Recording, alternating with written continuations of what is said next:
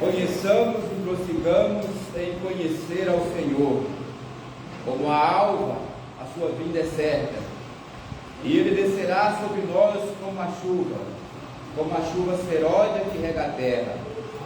Que te farei, ó Efraim, que te farei, ó Judá, porque o vosso amor é como a nuvem da manhã, e como o orvalho da madrugada, que cedo passa. Salve os irmãos na graça e na paz do nosso Senhor e Salvador Jesus Cristo. Amém? Amém. Com essas palavras nós iniciaremos o nosso culto de louvor ao nosso Deus nessa noite, cantando o hino 334.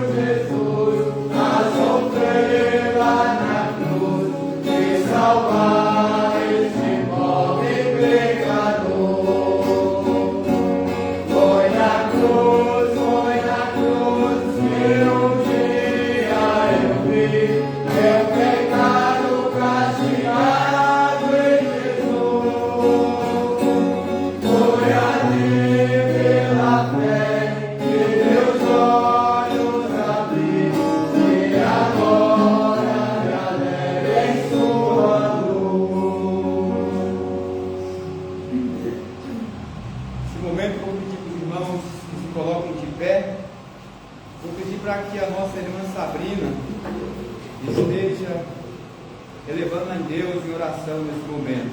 Oremos. Senhor, nosso Deus, nosso Pai, muito obrigado, Deus, por essa oportunidade, Pai, de estar todos na sua casa nessa noite, Pai. Obrigado, Deus, pelo dia, qual possamos guardar, ser parados por ti, Pai. Obrigado pelo alimento, Pai, que você colocar em nossa mesa, pela nossa saúde, Pai. Obrigado por tudo que o Senhor tem feito a todos nós, Pai. Neste momento, Pai, eu entrego a vida de cada irmão presente aqui nesta noite. Que o Senhor esteja derramando ricas bênçãos sobre a vida de cada um, Pai. Que eles possam sempre ter o desejo de estar na sua casa, Pai. Que possam sempre se sentir tocados pela presença do seu Santo Espírito, Pai, para voltar à sua casa sempre, Deus. Neste momento também, Pai, entrego o entregador desta noite, de amar, Deus. Como o seu servo, Pai, que esse momento em suas mãos, Pai, que ele possa, Pai, falar a mensagem a cada coração aqui nesta noite, Pai. Ele também com as crianças, Pai, essas pessoas que deram uma palavra a elas também. Que você esteja abençoando unicamente cada uma delas, Pai. Nos guarde, Pai, desta noite, Pai, é isso que pedimos e agradecemos com o perdão dos nossos pecados, em nome de Jesus. Amém. Amém. Podem sentar. Em continuação, vou deixar o espaço aberto para que algum irmão possa escolher mais um hino. 144. 144.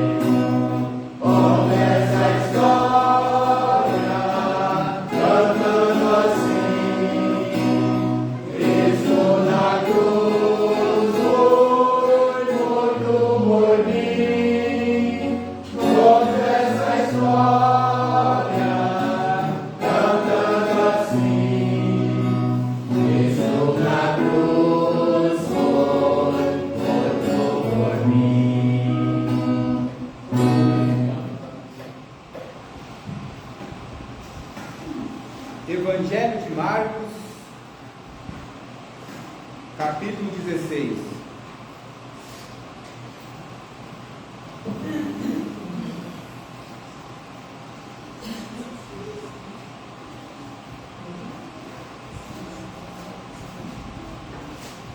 vamos fazer a leitura dos versos 1 ao 11. Evangelho de Marcos 16, do 1 ao 11. Eu farei a leitura dos versos ímpares e os irmãos dos pares. A palavra de Deus diz assim: passado o sábado, Maria Madalena, Maria mãe de Tiago e Salomé compraram aromas para irem embalsamá-lo.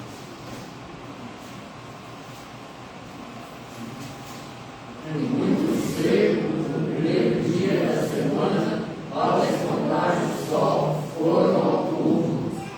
Dizia umas às outras: quem nos removerá a pedra da entrada do túmulo? E olhando, viram que a pedra já estava removida, pois era muito grande. Entrando no túmulo, viram um jovem assentado ao lado direito, vestido de branco, e ficaram surpreendidas e atemorizadas. Ele, porém, disse: não vos atemorizeis, buscais a Jesus Nazareno, que foi crucificado. Ele ressuscitou, não está mais aqui, veio do lugar onde o fosse. Mas ide e dizei aos seus discípulos e a Pedro: ele vai diante de vós para a Galileia, lá o vereis, como ele vos disse. E saindo elas, fugiram do sepulcro, porque estavam possuídos de temor e de assombro, e de medo nada disseram a ninguém. Havendo ele ressuscitado de manhã cedo, no primeiro dia da semana, apareceu primeiro a Maria Madalena, da qual expelira 7 demônios. E partindo ela, foi anunciado àqueles que tinham sido companheiros de Jesus, que achavam tristes e choravam. Estes, ouvindo que ele vivia e que foram vistos por ela, não acreditaram. Ouvi muitas postagens na internet por pessoas evangélicas sobre a Páscoa, sobre a ressurreição de Jesus. E pude perceber que ali existe na igreja, nos dias em que nós estamos vivendo, algo positivo a respeito da Páscoa e algo também negativo. A pergunta é: a ressurreição de Jesus, é óbvio que é uma pergunta como se chover no molhado. Todos nós, todos aqueles que abraçaram o cristianismo, crê com toda a força do seu coração na ressurreição de Jesus.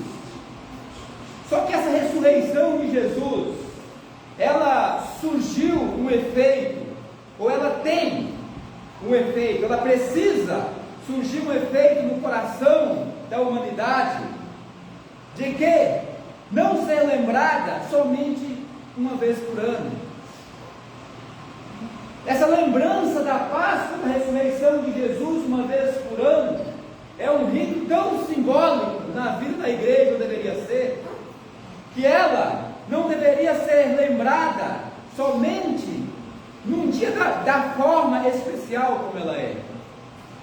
Quando nós olhamos para a ressurreição de Jesus, quando nós olhamos para aquele ato, naquele momento da história do povo de Deus, na história da humanidade, a maior notícia que a humanidade pôde ter em toda a sua história, ela veio de um túmulo vazio.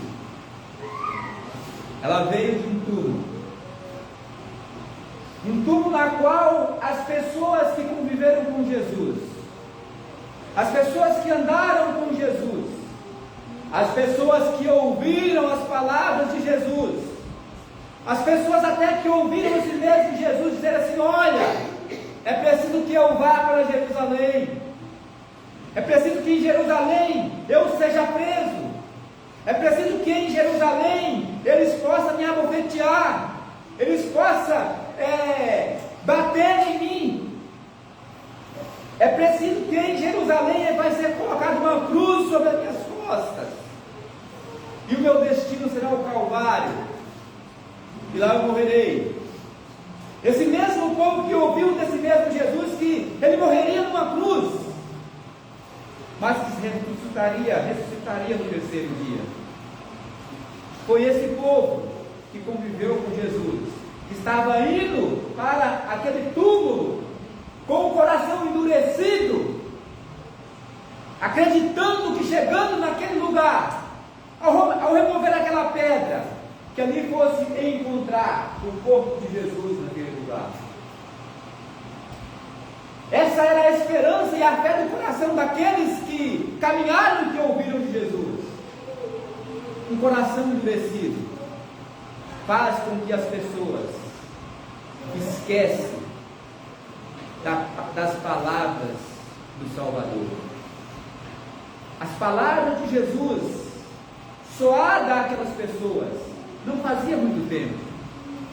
Essas palavras de Jesus dirigidas àquelas mulheres, aos seus discípulos, foram dirigidas na trajetória indo para Jerusalém.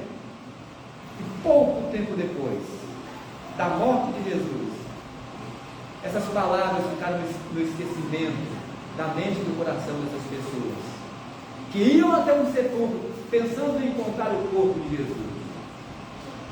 E a maior notícia que a humanidade podia ter é que ao chegar lá, aquele túmulo estava vazio. E quando Jesus, é interessante que Jesus ele aparece primeiro a uma mulher chamada Maria Madalena, a qual diz o texto que expelira 7 demônios. E a pergunta é: mas por que Jesus não apareceu primeiro aos discípulos? Por que Jesus talvez não apareceu a Pedro? E Jesus ainda manda um recado dizendo assim: olha, vai lá, fala para os meus discípulos e para Pedro, que eu irei diante deles para a Galileia. E uma das frases que mais me chamou a atenção é: fala, avisa os meus discípulos e a Pedro. Mas por quê? Por que avisa os meus discípulos e a Pedro? Se Pedro também fazia parte dos discípulos. Pedro naquele momento não se sentia mais um discípulo de Jesus. O pecado, diz a palavra, que ele te afasta de Deus. E Pedro, ao pecar, ao negar a Jesus, esse mesmo Pedro capaz de questionar Jesus, esse mesmo Pedro capaz de arrancar de uma espada e cortar a orelha de um soldado que quis prender Jesus, esse mesmo Pedro que promete a Jesus a ir até, se possível, a morte, esse Pedro diante da maior dificuldade, ele diz para aquele povo: eu não o conheço, eu nunca vi. O texto diz que Pedro chora amargamente, tristeza, o pecado traz tristeza, choro amargo do coração do homem.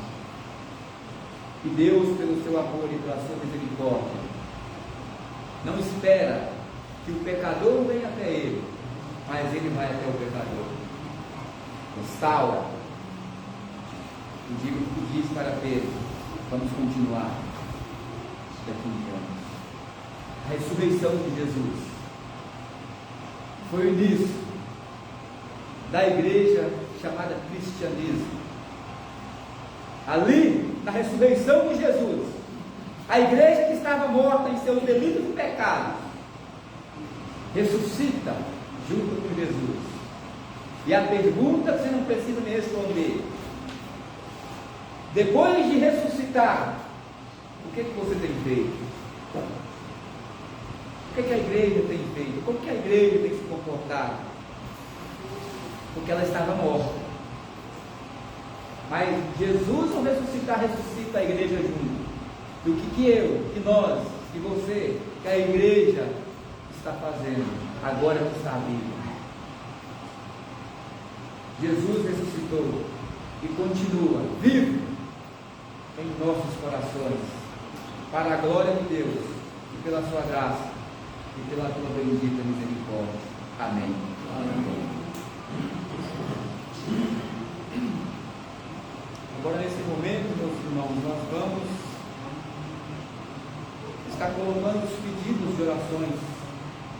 Aqueles que têm seus pedidos de orações possam estar se pronunciando que serão colocados aqui na frente. Eu já, de primeiro, já coloco o meu nome já por agradecimento. Irmã Karine, do Ravino Mateuzinho.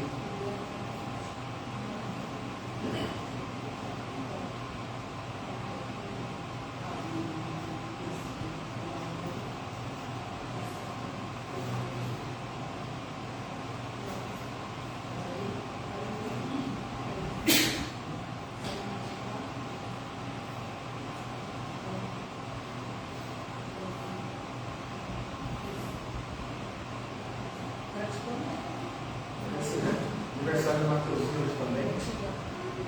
Primeira semana do Ravino e Vida. Gratidão.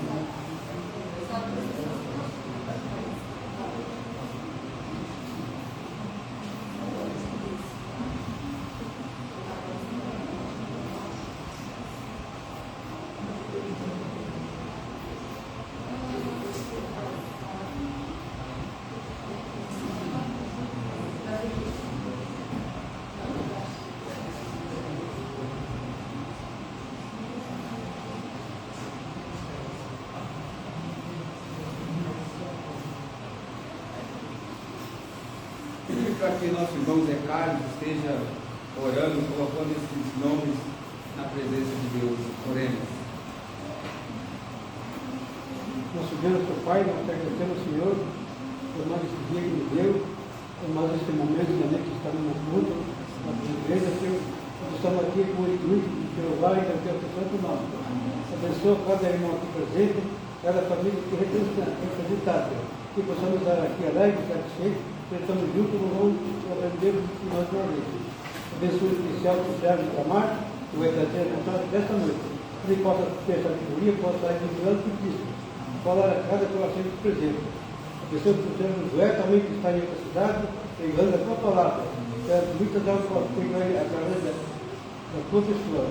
Abençoe também esse santo, este irmão que está escrito nesse quadro, que pode estar olhando para esse quadro aqui que a gente tem visto no lugar todo. Alguns por enfermidade, outros por agradecimento, outros por aniversário. A gente não lembra todo, mas esteja dando toda a paciência daqueles que estão enfermos, dando vidas e saúde a todos eles que por a tua vontade. Abençoe os familiares e perdoa os nossos pecados, em nome de Jesus. Amém. Amém. E que os irmãos agora se coloquem de pé e vamos estar indo pelos cânticos espirituais.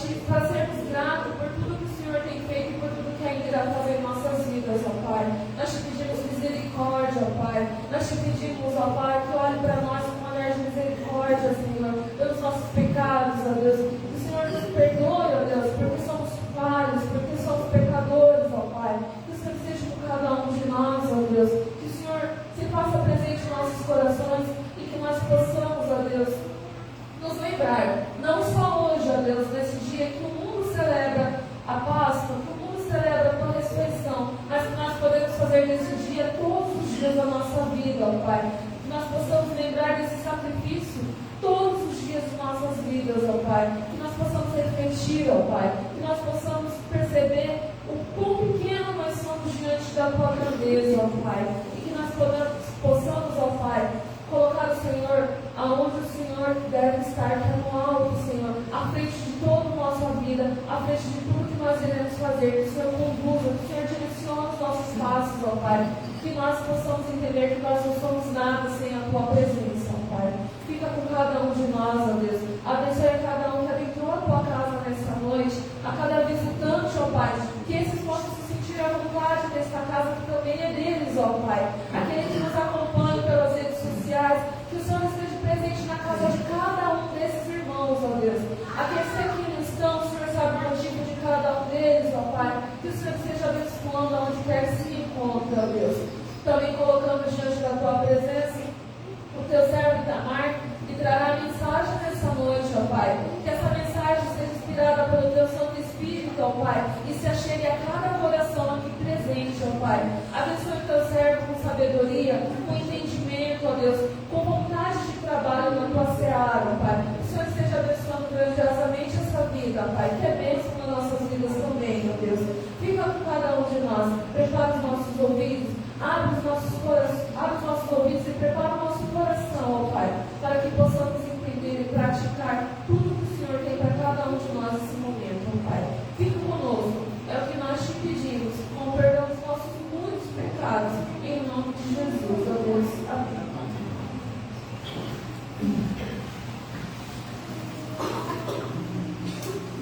Saber de cada criança que está no tempo que está orando e reza.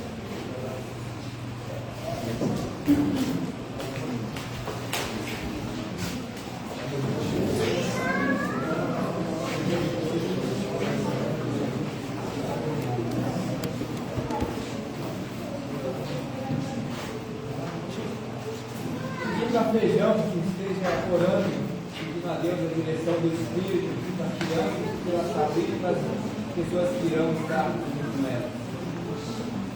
Pai de amor, obrigado pela segunda vez que está na tua casa, para receber esse momento que cada coração presente, cada família que é apresentado, sempre abençoando, guardando, sempre tem a oportunidade de mostrar na tua casa. Também pedimos momento, crianças que vão sair lá, está aprendendo com o professor falando, você já sabia, que não tinha uma aula também, esteja abençoando essa família, que vão juntos. Ensinar essas crianças também que devem andar. Que eles possam pegar até o seu lado, que seus pais não tenham também estar com ele. Você que trabalha também com a frente, seja com eles, seja abençoando, vou falar com o Senhor, possamos entender e praticar. Perdoa o nosso pecado, mas que nossa fé cada vez mais nós pedimos tudo em nome de Jesus. Amém.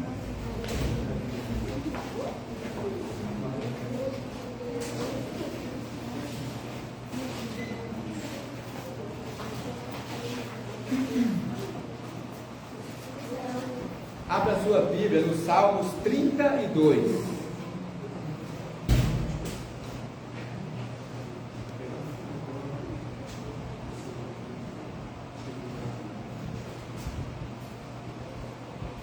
Salmos 32. Confesso para os irmãos que tentei estudar um texto que falasse sobre a Páscoa, encontrei vários, estudei vários deles, mas confesso aos irmãos que Deus não quis falar através desse texto.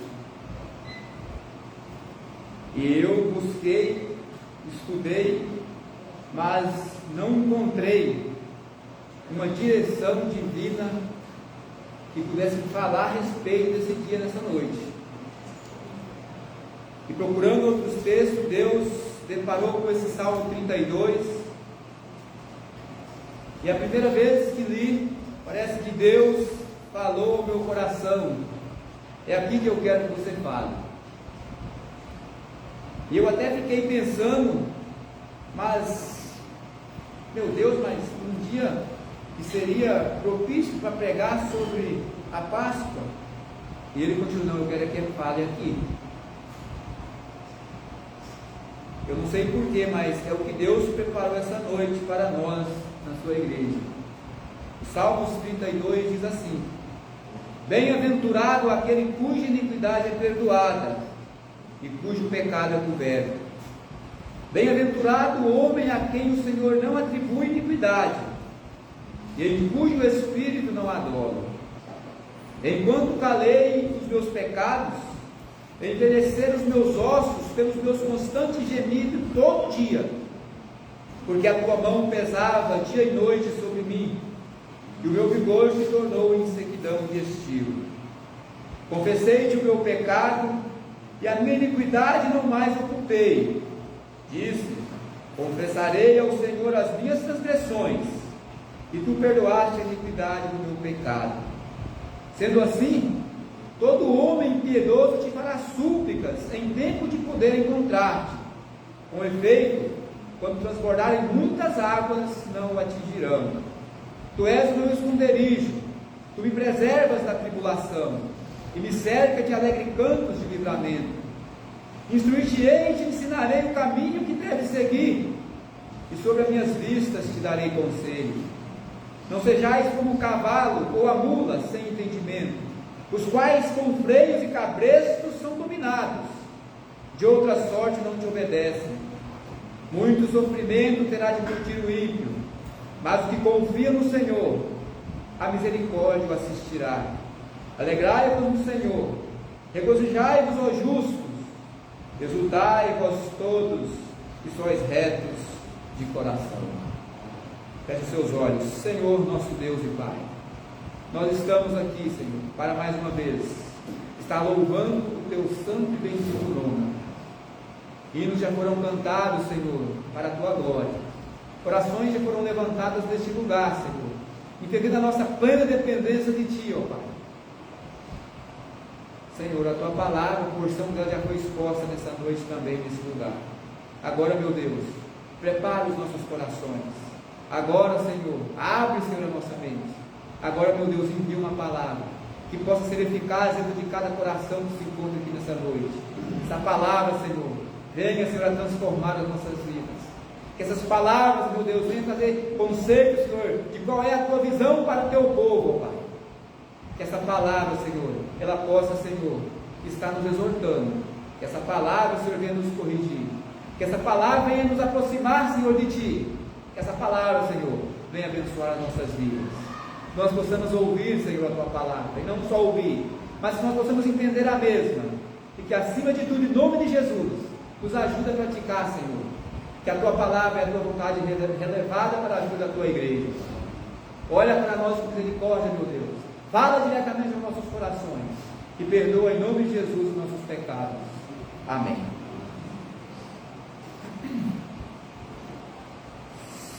Se eu fizesse uma pergunta para a igreja nessa noite, eu creio que a resposta ela seria a mesma de todos vocês. Todos nós entendemos a nossa condição. Todos nós sabemos que nós somos pecadores. E mais do que isso, nós sabemos a condição que nós nascemos. E quando nós olhamos para esse texto, para esses salmos, nós que conhecemos um pouquinho da palavra de Deus, você vai ver que esse salmo é um pano de fundo de uma parte da história da vida de Davi. Davi está contando um pedaço da história da sua vida. E Davi está contando essa história que ele passou em detalhes, e não só aquilo que ele passou, mas também tudo aquilo que ele sentiu.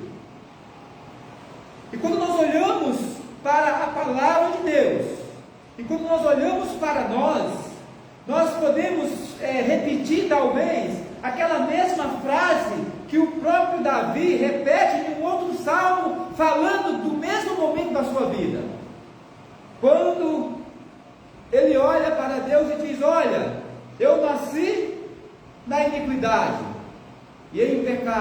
meu e minha mãe.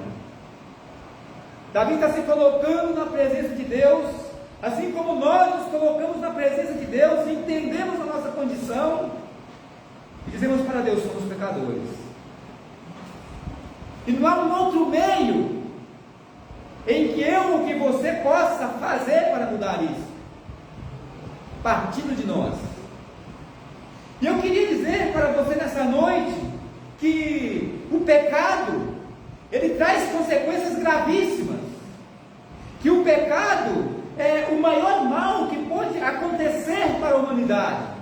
O pecado, ele atingiu a nossa razão, a nossa emoção e o nosso desejo. O pecado, ele é magnífico para as nossas vidas. O pecado, ele é pior do que a pobreza. O pecado, ele é pior do que a doença. O pecado, ele é pior do que a morte. Porque essas coisas, elas podem nos sobrevir, mas elas não podem nos afastar de Deus. O pecado nos afasta de Deus. O pecado nos separa de Deus. O pecado é tão terrível que ele tira de mim, de você, a alegria de viver. O pecado te corrói, te machuca, te faz infeliz. Por mais que as pessoas possam ter tudo nessa vida, por mais que as pessoas possam ter uma condição financeira boa e não lhe faltar nada, por mais que as pessoas possam ter saúde e não estar doente, por mais que as pessoas estejam vivas e transbordando dessa vida, mas ela não pode ser uma pessoa feliz em pecado, porque tudo isso é passageiro, porque todas essas coisas elas passam.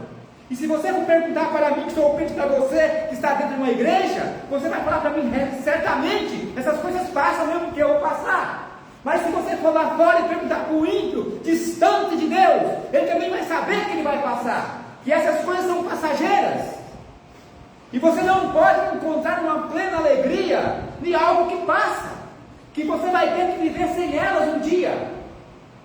Então não há como encontrar felicidade, não há como você ser feliz, não há como você ser bem-aventurado no pecado. O pecado te traz tristeza, é uma vida triste, é uma vida amarga, é uma vida preocupada, é uma vida que você sabe que você está vivo hoje, mas que talvez você não esteja amanhã. E com esse pecado ele vai te trazer uma agonia, culpa, que você vai pensar assim: mas e depois? Isso vai te corroer, isso vai te machucar, vai te adoecer espiritualmente. O pecado, por sua vez, é tão terrível que nós, seres humanos, vivemos infelizes se vivermos com esse pecado. Por isso Davi diz: bem-aventurado aquele cuja iniquidade é perdoada.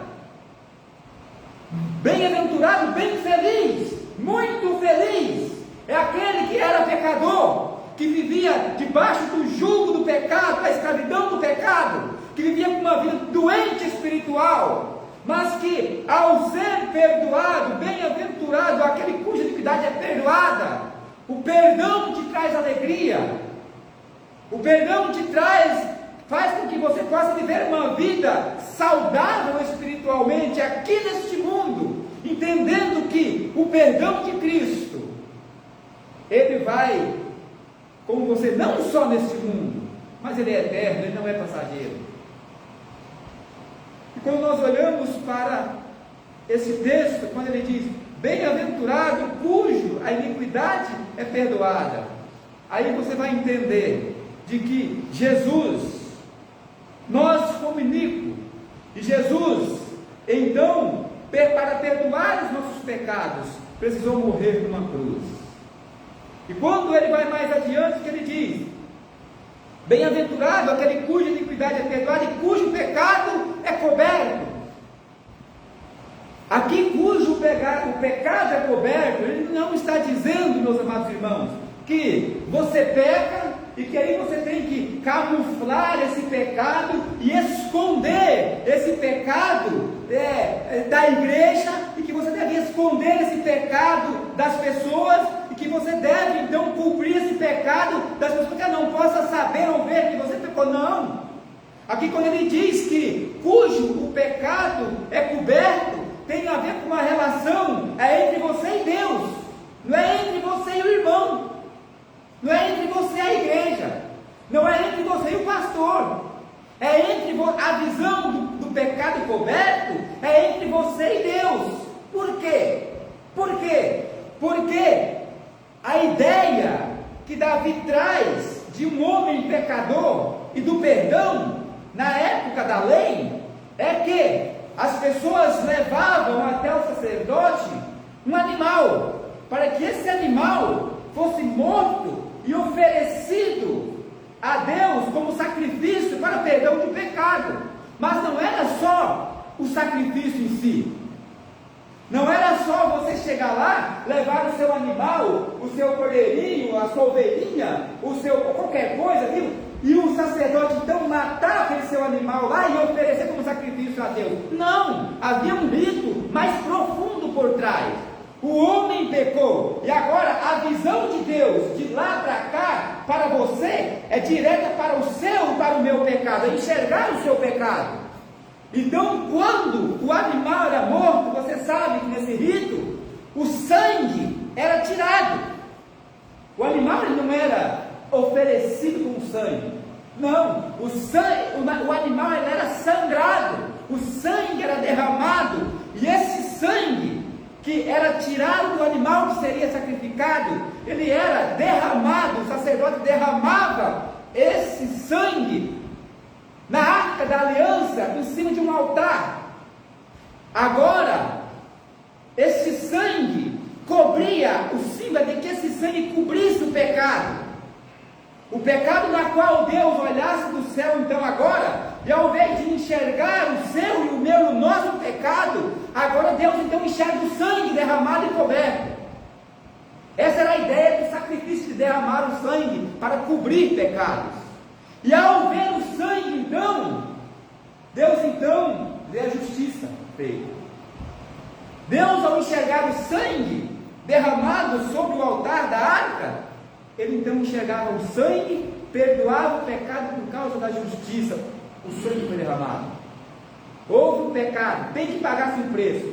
A Bíblia diz que o salário do pecado é a morte. Se você pecou, alguém tem que morrer para que seja perdoado. Não existe esse negócio, meus amados, de que pecado não tem problema. Não existe esse negócio, eu pequei aqui, mas isso aqui não tem problema não. Porque está cheio de gente achando que a Bíblia ela é uma Bíblia que muitas coisas nela não tem problema, que muitas coisas que está na Bíblia não tem validade, e está achando que Deus é um Deus amoroso, que Deus é um Deus gracioso, misericordioso, que não precisa fazer nada para que Deus possa perdoar o pecado. Precisa alguém ter que morrer, é preciso justiça. Deus é justo, e Deus é justo, Ele é tão justo, mas Ele é tão justo que você vai colher exatamente aquilo que você plantou. Essa é a justiça de Deus. Então, ao olhar ao sangue, ele enxerga a justiça.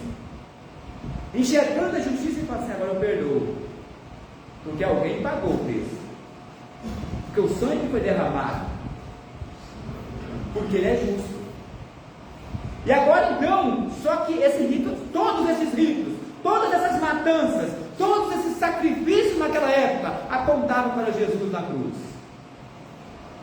E quando Jesus, meus amados, ele morre naquela cruz do Calvário, quando o sangue de Jesus é derramado naquela cruz, para lavar, para arrancar de mim e de você as nossas iniquidades, o nosso pecado que manchava, toda a sujeira que está dentro de mim e dentro de você foi removida para longe quando Jesus morre naquela cruz do Calvário. E ao morrer naquela cruz do Calvário, Jesus então recebe sobre si o golpe da lei.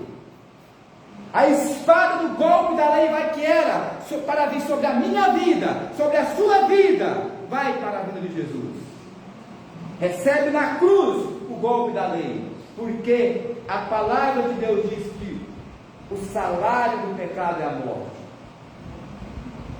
Agora então, por isso, bem-aventurado aquele cuja iniquidade é perdoada e cujo pecado é coberto. Ele continua: Bem-aventurado o homem a quem o Senhor não atribui iniquidade e cujo espírito não adora. Aqui nós precisamos entender uma coisa. Como é que é isso?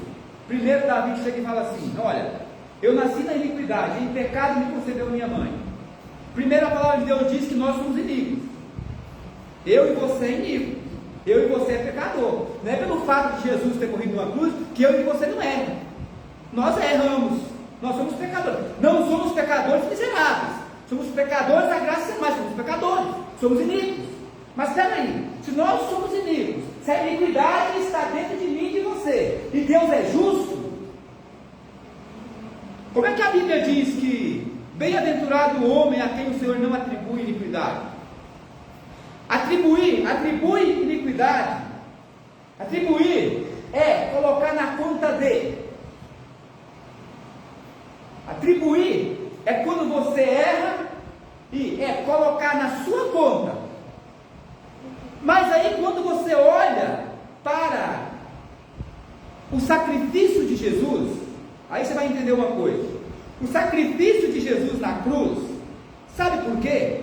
Porque se Deus, na sua justiça, fosse atribuir a minha iniquidade, a sua iniquidade, e colocar na conta dele, se ele fosse colocar na minha conta e na sua conta a minha e a sua iniquidade, você e nem eu poderia pagar, porque a Bíblia diz que o salário do pecado é a morte. Se Deus fosse colocar na minha e na sua conta, nós pagaríamos de um jeito morrendo. Agora então, por que Deus não atribui a iniquidade? Por que bem-aventurado? Bem feliz.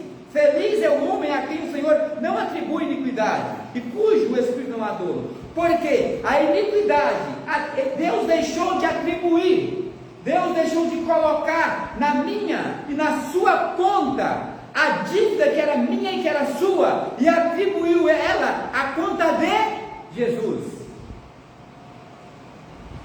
Colocou na conta de Cristo. Ele não atribuiu ela a mim, que eu merecia isso. Era o que eu merecia, era o que você merecia. Sabe por que eu e que você merecia? Porque quem pecou não foi Jesus. Quem fez a dívida não foi ele. Quem fez a dívida foi o homem. Quem está em débito com Deus é o homem. Quem pecou foi Adão. Jesus era justo, foi justo. Por isso ele diz: o justo morreu pelo injusto. Então, se a dívida era minha, o correto é que essa dívida pudesse ser atribuída a mim, mas eu não tinha com que pagar. E aí entra a gloriosa doutrina da justificação pela fé.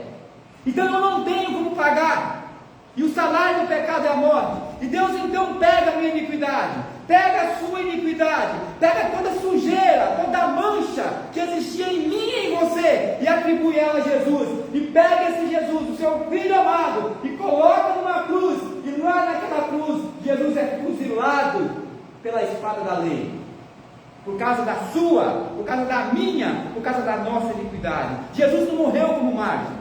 Jesus não morreu porque a igreja na época ficou contra Jesus e levou ele para o Calvário. Jesus não morreu porque o Império Romano lava as mãos e entrega Jesus à mercê dos judeus. Jesus morreu substitutivamente. Jesus morreu no meu e no seu lugar. Jesus morreu pelo meu e pelos seus pecados. Por isso, feliz é você e feliz sou eu que vivo crendo na justificação da doutrina pela fé. Creio que agora Jesus, morrendo naquela cruz, satisfaz a lei, e agora a justiça de Deus que foi sobre ele. E agora você e eu não posso mais ser cobrado por essa dívida. E você sabe por que você e eu não podem ser mais cobrados por essa dívida? Porque Jesus, ao pagar essa dívida,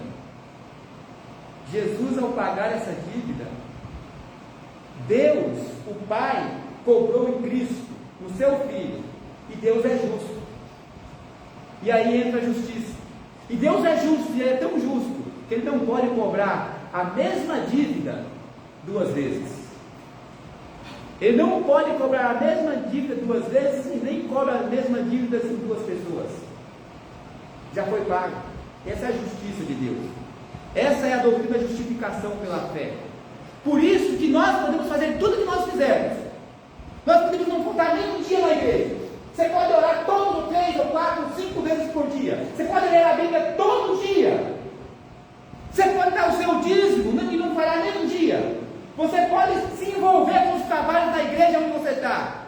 Mas se você não crê naquela justificação, se você não crê que aquele Jesus morreu naquela cruz pelos seus pecados e que Deus cobrou sobre ele aquilo que eu devia e que Deus é justo e não cobrará mais de mim nem de você, não adianta nada. Salvação é crer no ato de Jesus, entender que ele levou sobre ele as nossas enfermidades, as nossas feridas. Deus resolveu moê-lo numa cruz por causa de mim e por causa de você. Esta é a ideia, esse é o centro do Evangelho. E Davi, ao continuar, ele diz: porque a tua mão, enquanto calei os meus pecados, envelheci os meus ossos pelos meus constantes gemidos todo dia. O pecado, ele não é para ser escondido.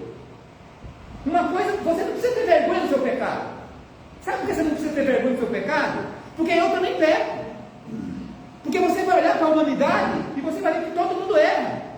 Mas só que você tem que fazer uma coisa: não é esconder o pecado. O pecado antes de Jesus te afastava de Deus. O pecado agora, ele é para que você se aproxime aos pés de Jesus e confesse. Agora ele mudou de direção. Agora é para você chegar a Jesus e confessar o seu pecado. Porque se você não fizer isso, você é um iníquo. É o que a Bíblia está dizendo, é o que Davi está dizendo. Enquanto eu calei, enquanto eu não confessei, eu pequei. Essa é, Davi parte desse pressuposto. E eu fiquei quieto, estava caladinho no meu canto. Enquanto isso aconteceu, eu envelheci os meus ossos pelos meus constantes gemidos todo dia. Por quê? Porque a tua mão pesava dia e noite sobre mim, e o meu vigor se tornou em sequidão de estio. Aí ele diz: então confessei-te o meu pecado, e a minha iniquidade não mais ocultei. Eu vou confessar o meu pecado. Eu vou chegar e vou derramar o meu coração diante de Cristo, porque Ele morreu por mim e Ele não pode ter morrido em vão. Porque Ele morreu por mim e a morte de Jesus é capaz de me perdoar. Então, beleza, eu errei, já errei, agora não tem jeito, não dá para voltar atrás. Mas já que eu errei, então eu vou olhar para a cruz. E eu vou chegar para Jesus, porque a mão de Deus pesa sobre aqueles que estão errados. A mão de Deus pesa sobre aqueles que conhecem a tua palavra e que não confessam o teu pecado. Isso não sou eu que está dizendo, é o texto. A tua mão pesava e não pesa de vez em quando. Ela pesava dia e noite. Ela me machucava. Ela me culpava pelo meu pecado. E você não pode fazer outra coisa senão chegar até Jesus, que foi aquele que morreu por você. E foi o que ele fez: confessei-te o meu pecado, e a minha iniquidade não mais ocultei. Disse: confessarei ao Senhor as minhas transgressões, e tu perdoaste a iniquidade do meu pecado. Deus perdoa. Você é sincero diante de Deus com todo o seu coração? Aquele espírito de dívida cravado na cruz, Deus perdoa, sabe por quê? Porque quando Jesus morre naquela cruz, quando Deus agora puxa a sua ficha no céu, no tribunal do céu, está lá escrito: justificado. Mas justificado por quê? Justificado porque eu sou bom? Justificado porque eu não peco? Justificado porque eu sou perfeito? Justificado por causa que alguém morreu na cruz e me justificou. Agora eu não só tenho dívida, mas com Deus, mas eu ainda tenho crédito. Por isso é que mesmo pecadores que somos, chegamos até Jesus e somos perdoados de uma vez por todas. Por isso que a Bíblia diz assim: não há nenhuma condenação para aqueles que estão em Cristo Jesus. Nenhuma condenação. Não há pecado que possa te levar para o inferno. se você chegar diante de Cristo e o confessar. Porque a Bíblia diz: confessarei ao Senhor as minhas transgressões e tu perdoaste a iniquidade do meu pecado. Tu perdoas. Deus é um Deus de perdão. Deus é um Deus de misericórdia. Deus é um Deus de uma graça imensa. E ele diz: sendo assim, todo homem piedoso te fará súplica, em tempos de poder encontrar-se com efeito, enquanto transbordarem muitas águas, não o atingirão. Você sabe o que isso significa? Você sabe o que significa? Sendo assim, todo homem piedoso te fará súplica. É que a nossa vida, nós somos o espelho da sociedade. E nós somos também exemplo para as outras pessoas. Sabe o que acontece? Acontece assim: as pessoas, elas erram, e o diabo é terrível.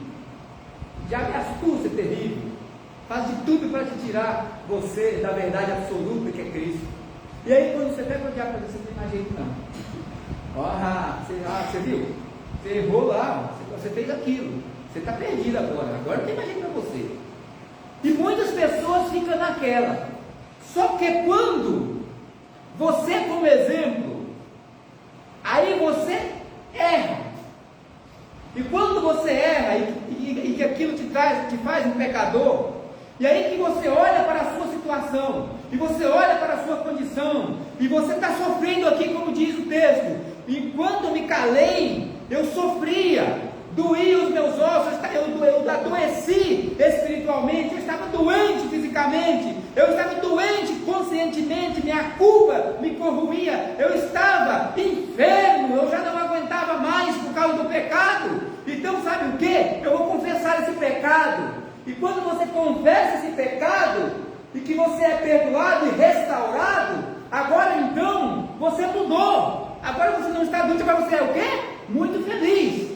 E aí as pessoas que estavam na mesma situação que você, e que não tinha talvez experiência, ou que não tinha muitas vezes força, ou que não tinha muitas vezes coragem de chegar e de confessar o seu pecado até Jesus, e que está sofrendo pela culpa, está sendo corroído, doente espiritualmente, essa pessoa vai olhar para você e vai dizer assim: olha, aquela pessoa ali, olha o Zé Carlos, ele estava na mesma situação que eu estou vivendo aqui agora, ele também sofria, ele também estava padecendo, ele também estava se sentindo culpado, mas esse Zé Carlos, ele pegou toda aquela situação que ele estava vivendo, e então chegou até Jesus, ele confessou a esse Jesus que morreu na cruz para os seus pecados, e esse Jesus, ele perdoou os pecados de Zé Carlos. Então, como esse Jesus perdoou o pecado de Zé Carlos, agora Zé Carlos não é mais uma pessoa que está sofrendo, Zé Carlos agora é uma pessoa feliz. Sabe o que eu vou fazer? Eu vou fazer a mesma coisa. Eu também vou chegar até esse Jesus. Eu não quero viver sofrendo também. Eu também vou chegar até Jesus e vou confessar também a Ele. E assim como Ele perdoou o pecado de Zé Carlos, Ele perdoou o meu. É isso que o exemplo que você dá.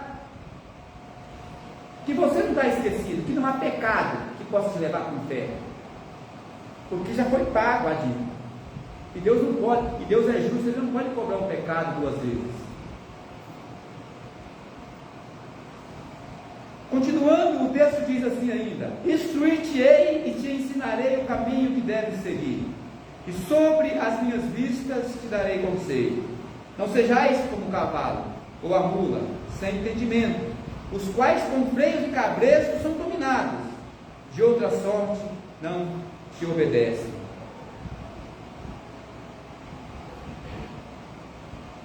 Nós precisamos fazer uma ponderação aqui nesses dois versículos, para que nós possamos entender melhor ele. Nós não podemos confundir salvação com trajetória, com processo. Uma vez salvo, sempre salvo. Acontece o seguinte: você não perde a sua salvação, porque quem morreu foi Jesus, e pagou um preço. Mas ela exige de mim e de você obediência. E essa obediência que ela exige de mim e de você é uma obediência para que você não possa sofrer, para que você não possa se dar mal na vida, para que você não possa ser nessa vida pessoas que possam sofrer durante toda a sua vida. E eu vou falar uma coisa para vocês: existem crentes que não querem ouvir a instrução de Deus. Essa é a verdade. Existe crente que Deus fez até uma obra na vida dele, Deus até salvou ele da perdição, mas ele muitas vezes não quer ouvir a voz de Deus. E o que é que Jesus está dizendo? E o que é que Davi está dizendo? Olha, você não pode ser como um cavalo, como um animal. Você não pode ser como uma mula teimoso. A mula ela é teimosa. O cavalo, não adianta você chegar para ele aqui, quem já lidou com o cavalo, sabe disso. Você não chega no ouvido do cavalo e diz assim: olha, eu tô ali, no sítio ali do Hamilton ali, tá cavalo, eu vou montar no sítio, e você vai para lá. Ele não vai. Ele é assim. Ele precisa de freio, de cabeça, para que você possa dominar ele à força. A mula é teimosa. Você quer ir para cá, quer ir para cá. E Deus está falando assim: olha, você não precisa ser assim. Eu não quero que você seja assim. Eu quero te instruir. Olha o que a palavra está dizendo: eu vou te instruir no caminho, te instruirei e te ensinarei. Eu quero te ensinar. Eu quero ensinar você no caminho que deve seguir. Eu quero ensinar você, e sobre as minhas vistas eu quero te aconselhar. Eu quero te falar aquilo que você tem que fazer. Mas como é que você vai fazer isso? Você não deve ser teimoso como uma mula, e nem ignorante, bruto que nem um cavalo. Por quê? Porque você vai se arrebentar na sua vida. Você não precisa que Deus possa te trazer na marra. Assim como Saulo no caminho de Damasco, indo para perseguir a igreja de Deus, e Deus então aparece aquela luz e derruba ele do cavalo, fica cego. Não precisava disso. Você não precisa sofrer. Você precisa entender uma coisa. Você só precisa entender uma coisa: nós sofremos, nós erramos, porque tomamos a decisão errada. Porque Deus está falando: olha, vai por aqui. E você fala: não, vai por aqui, eu vou cortar um caminho por aqui. E sabe o que acontece? É que quando você vai cortar esse caminho, aí Deus precisa te dar um puxão, pegar o freio, colocar na sua boca, na marra, e te dar um arrebentão para te trazer de volta, porque você é dele. Ele não vai deixar você ir, nem que ele tenha que te trazer na marra. É isso que você faz com o seu animal, com o seu cavalo. Você está querendo ir para cá, nessa direção, e ele está indo para cá, você vai puxar na marra para ele vir para a direção que você quer.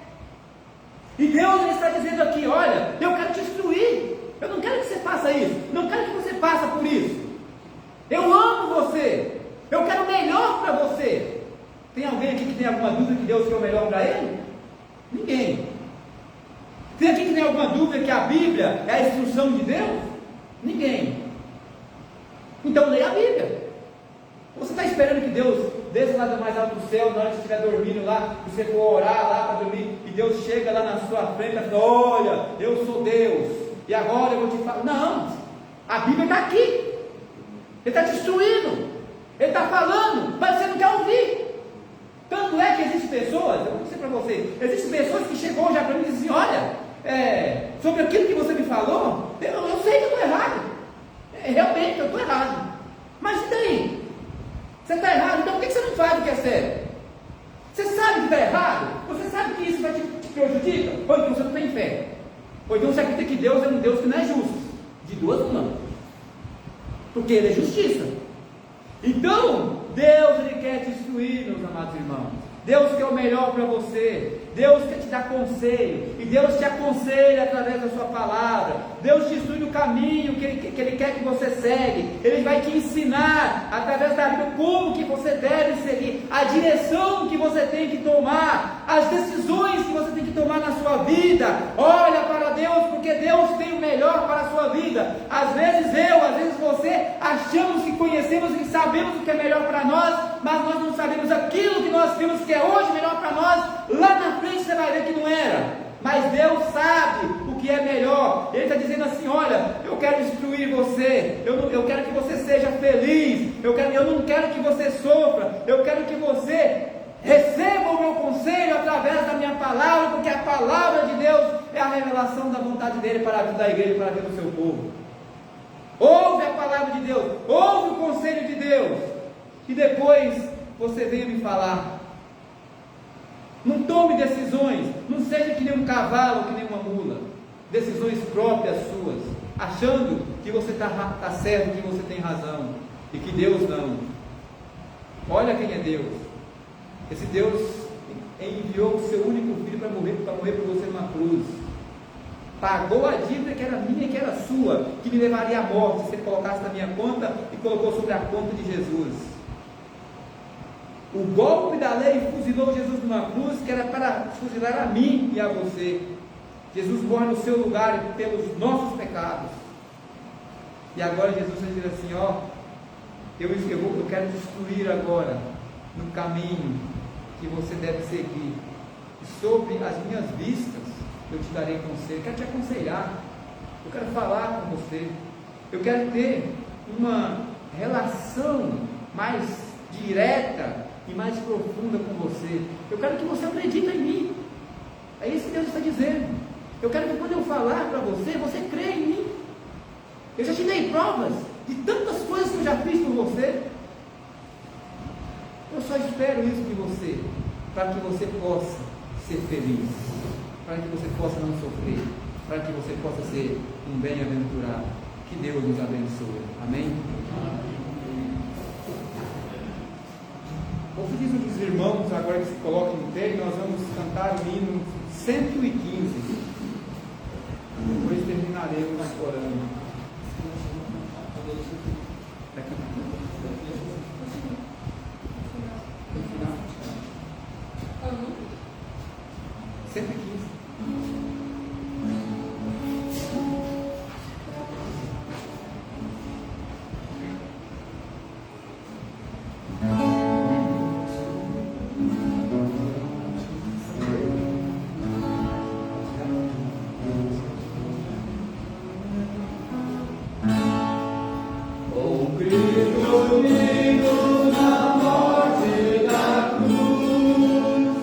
Eu posso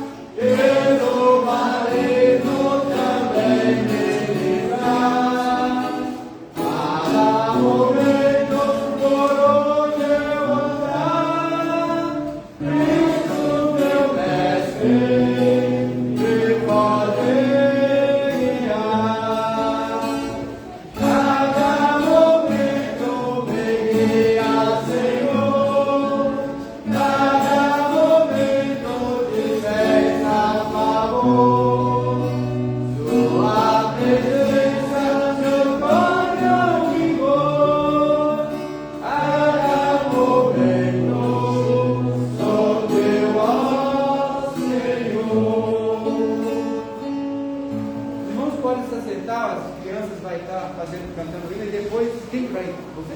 Depois não tem decoração. Obrigado.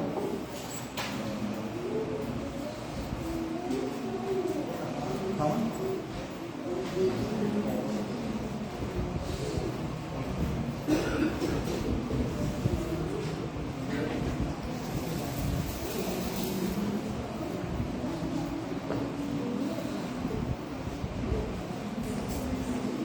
Paz, irmãos, boa noite a todos, né, mais uma vez.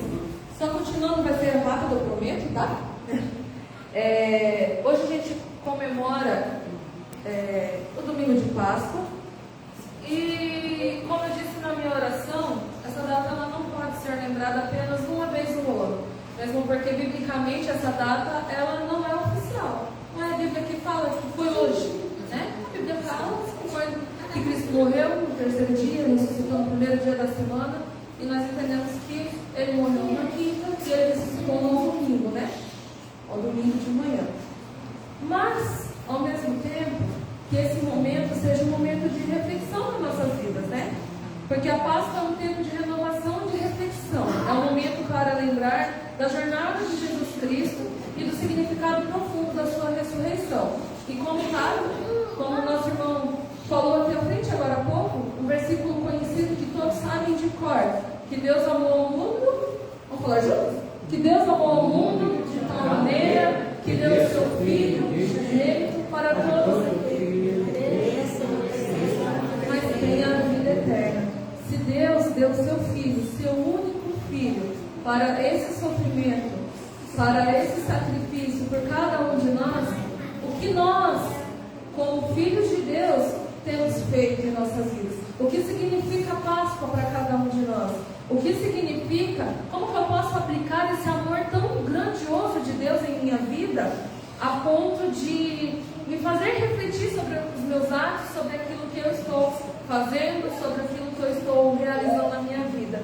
E sobre tudo isso, quais são as áreas da minha vida que precisam ser renovadas através das reflexões? Então, que esse momento seja um momento de reflexão pelo sacrifício de Jesus lá na cruz por cada um de nós, e para que nós possamos refletir e, se possível, mudarmos para melhor. As crianças e os adolescentes virão aqui à frente agora, tá? Primeiro eu vou chamar os adolescentes que são maiores, lá em cima, lá, que nós vamos cantar o hino. Os adolescentes, olha, babá adolescente. Posso virar em cima. Tia Sabrina adolescente. Tia Sabrina.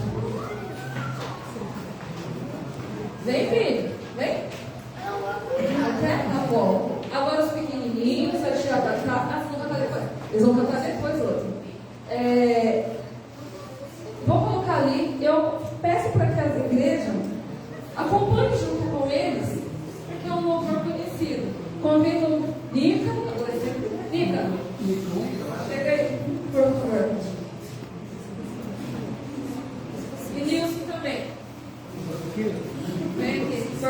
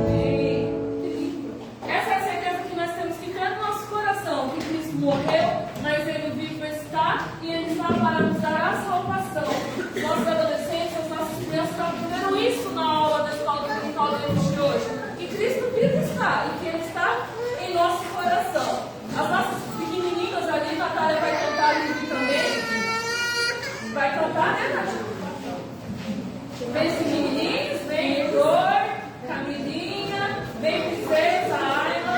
Lá em cima, vem pertinho.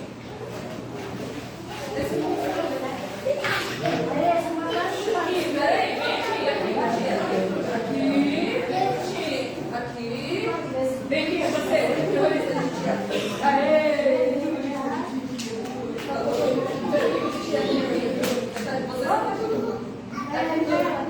De pé, filha, de pé.